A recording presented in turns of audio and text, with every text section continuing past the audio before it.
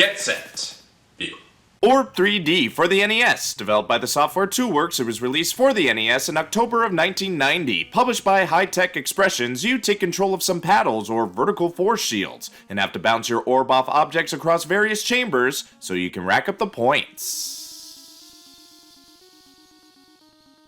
You control the shields by moving them up and down with the D-pad. A changes the trajectory of the orb, and B takes you to Verns, which we'll get to. My first thought upon seeing this game for the first time was, this looks like the weird next step for Pong or the Breakout genre. But if you read the manual, it tries to go for a story similar to Arkanoid, so it tries to combine all those elements, but does it succeed? Well, the object of each chamber is to get rid of all the random objects, which can range from bubbles in one chamber to bowling pins in the next. I found it to be a challenge trying to control the orb, as you have to be pixel perfect with your aim and precision, while the margin of error for your shields is pretty big. There's another hazard you might have to deal with on occasion called chasers. They spawn in when you take out any random obstacle, and if you avoid them long enough, they'll become an orb themselves that you can control and use to your advantage for as long as you can. When you do get through one chamber, which usually involves clearing it of its randomly filled objects, you'll move right along to the next while getting some bonus points if you didn't take too long. There are 30 chambers total, which will take up some precious fuel. Yeah, this orb runs on gas. If you are running low, pressing B will take you to Verns, where you could potentially refuel. I say potentially because you still have to aim for one of the fueling bays, so I wish you all the best with that. If you accidentally let the orb get past one of your force shields, you'll lose a sizable portion of fuel. If your fuel runs empty, you'll lose that orb, lose all your orbs, and the game is over, but you can continue right where you left off just with your score reset. But if you get through the 30th chamber and defeat the evil space wizard Krung, because there's obviously an evildoer doing all this, you'll win the game. Overall,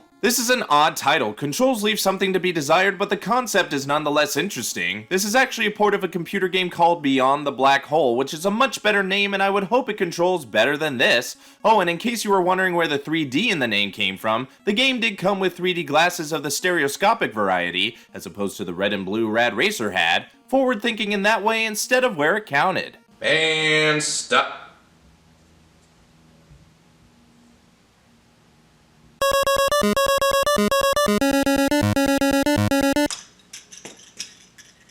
Thanks for watching, guys. Be sure to like, share, and comment on the video. And if you want to see more quick views, go ahead and hit that subscribe button. This is BrianTheBlue, and I'll see you next time.